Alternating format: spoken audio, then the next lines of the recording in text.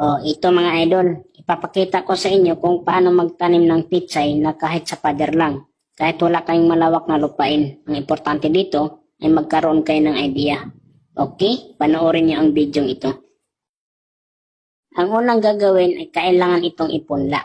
Ang pitsay sa sobrang liit ng buto nito, kailangan itong ipunla. Ang gagawin niyo dito, kumuha ng lupa na buwaghag at malambot.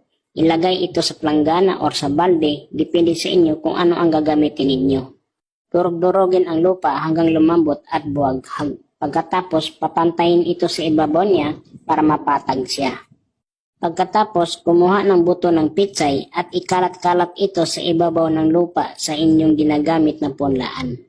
Ang pagpupunla ng buto ng pitsay ay isang paraan ito para makikita mo ang sira o hindi sira. Kung alin ang tumutubo, yun ang gagamitin mo.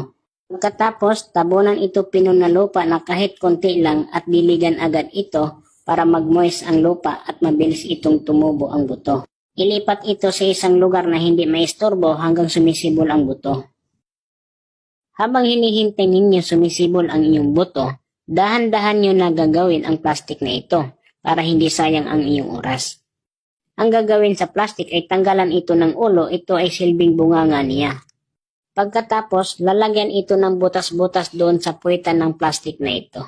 Ang purpose nito para hindi mabubulok ang ugat ng iyong pananim, para mabilis ma-drain ang tubig at hindi siya ma-stack up dito sa loob. Pagkatapos, siyempre kailangan ninyo lalagyan ng lupa at punuin ang plastic na ito. Idiin lang konti para madiligan, hindi siya huhupa.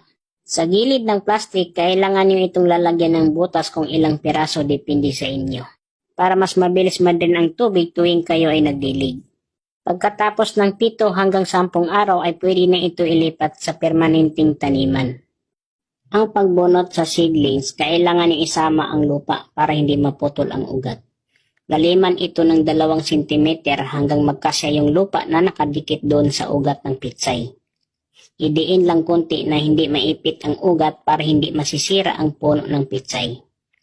Tama-tama lang yung pagdiin nito.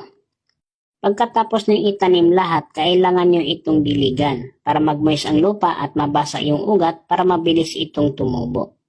Pagkatapos nyo magdilig, siyempre kailangan nyo itong isabit doon sa pader ninyo. Dapat ang pader niyo na kailangan meron itong pako doon para madali na lang siyang isabit. Sa ganitong idea, malaking tulong ito kung lalo na wala kang malaking lupain or space. So kailangan mo lang dito ay gumagawa ng paraan.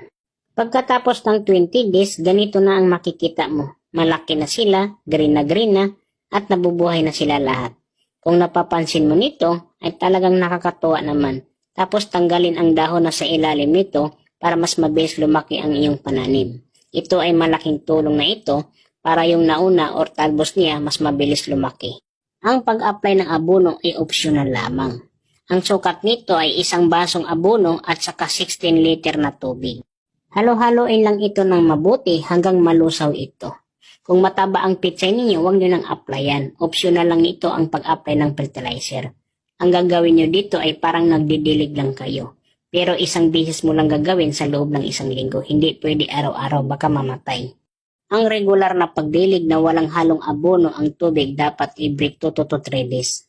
After ng 25 days, ganito na siya kataba, green na ang pananim na pitsay.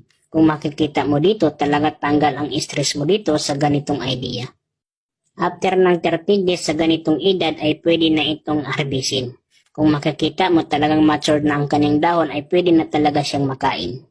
Ang harvesting time ng pitsay ay 25 to 30 days. Depende ito sa maturity.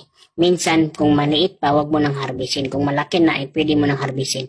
Depende sa inyo ang pag-harvest nito. Basta wag niyong paabutin ng 40 to 45 days kasi mapait na ito.